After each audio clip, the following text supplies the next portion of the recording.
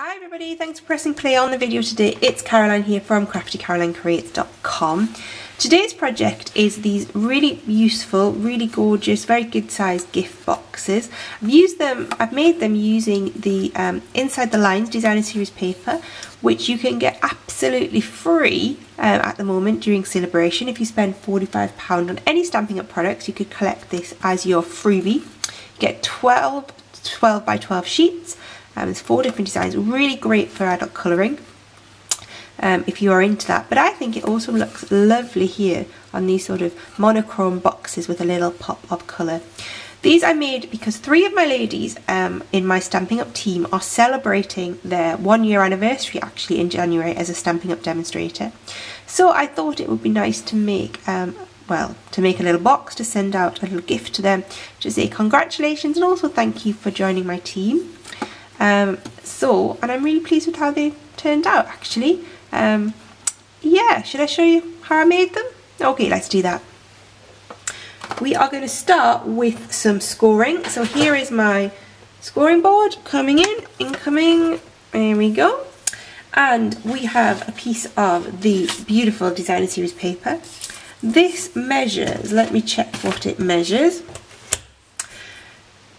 This measures 5.5 by 11 inches, and you can see just how beautiful that designer series paper is. This is one of the more fussy patterns. The other ones are, let me just show you quickly if you haven't seen it already.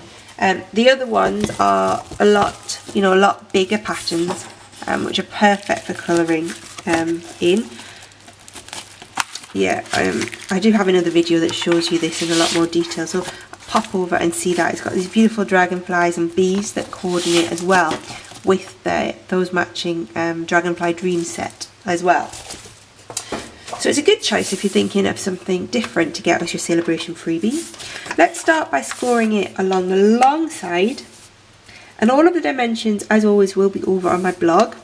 So we're going to score it at 3.5 inches, 4.5 inches,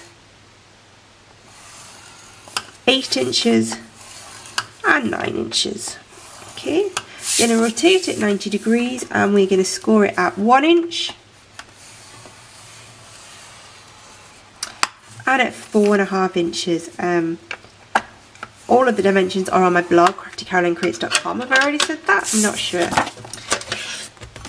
I'll put the scoring board away and we'll just quickly start by folding and burnishing all of those score lines. And you can see this is beautiful, really thick, good quality designer series paper. It doesn't tear or crack when you fold it, and I think that's why I've never used designer series paper a lot in the past, because it always cracked. But Stampin' Up DSP is such good quality that it just folds beautifully.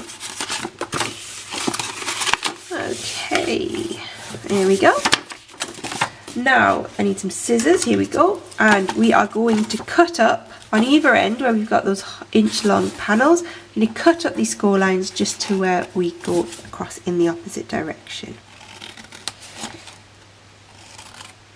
And then just notch them out slightly, it just makes it easier to fold up and you get a little bit of a neater finish by doing that.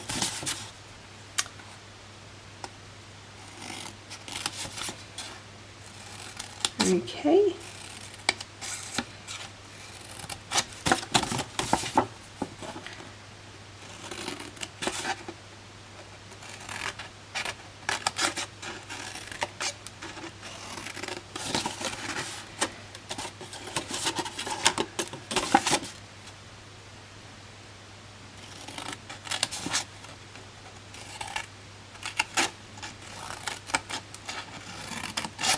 Okay, perfect. Right, just going to use my corner rounder and just on the, if you look at it like this with the side that has the smaller end panel, I'm just going to round off those 2 corners there and there. Okay, and I'm just going to make that a tiny little bit neater. You don't need to do that at all. If you don't have a corner rounder, of course you could buy one from me, but I'm going to make that point. These 2 centre flaps we are going to fold up our box, so we're going to put a little bit of fuse on each of those. Just be careful, it is paper with fuse, So make sure you hold it as you do that final tear. I'm just going to fold those up like this. Oh, don't stick it down too early, okay?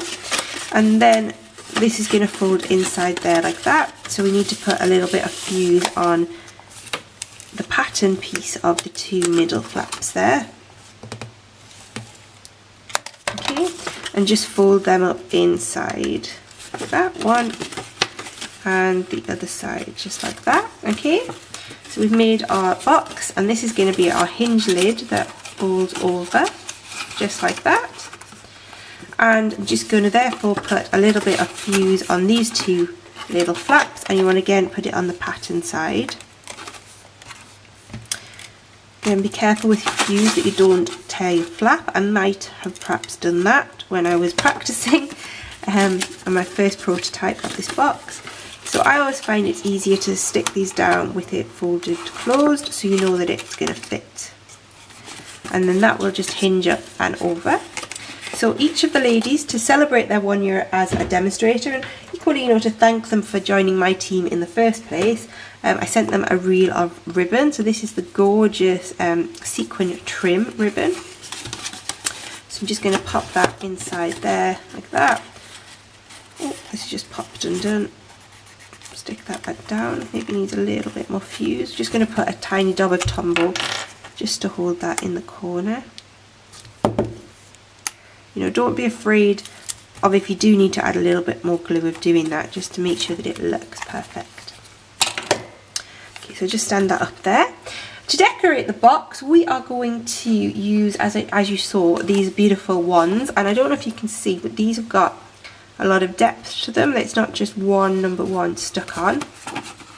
So the way I did that is I used the gorgeous large numbers framelits, which are really popular, really great dies, and I obviously took the number one, and I ran it through the Big Shot about 6 or 7 times. And then what I did was I just stuck, once they popped out of the Big Shot, I've just stuck them on top of each other. Gives a bit of a plywood sort of look. So I've got one left to do. So I'm just going to do that now. Okay. And we'll pop this last one on the top. Okay. Just give that a second to dry, and you can see how you very quickly get sort of, it's almost like a wooden element sort of look. You add some real definition very easily doing that. And we're going to stick that down in this bottom corner. But what I want it to act like is, and you see it's almost like a flap to keep the box shut, so that, you know, it sort of peels off from underneath it. So we're going to put Tombow on just sort of the bottom half of the element. Close our box, and just when you stick it down, make sure that the glue is obviously going below the fold so that it will stay closed, but equally will stay on, but you can open it. There we go. This is Bermuda Bay. I didn't tell you the colours, did I? This is Bermuda Bay. I did a Cucumber Crush and a Melon Mambo version. So if you were one of the lucky recipients of these, I hope you like the colour that you got. And then we are going to help it to keep closed. Again, this is the thick Baker's Twine in the matching Bermuda Bay. So Melon Mambo and Cucumber Crush there. And then I'm just going to wrap this round this side of the box a few times. Okay, and then I'm just going to, maybe I haven't left myself quite enough to do a nice bow. Let's wrap it around one more time. I don't know why I decided to do a bow, but I decided to do a bow. So I'm just going to tie this off here, and a nice little bow here like that. And I'm going to use my snips for Baker's Twine. Please don't tell me off for doing this. Don't know where my big scissors have gone. And there we go. 3 really beautiful but very simple gift boxes using that gorgeous designer series paper that you can get for free. I did of course make a matching card, so I'll show you that over on my blog. If you received one of these, I really hope you you liked it, and you know, I am really grateful for you joining my Stampin' Up team. If you are sitting at home wondering how you join Stampin' Up, and I would love to chat to you about it, I would love to have you join my team, so please do not hesitate to get in touch. But I will say bye for now, and I hopefully see you again soon. Thanks a lot, bye bye.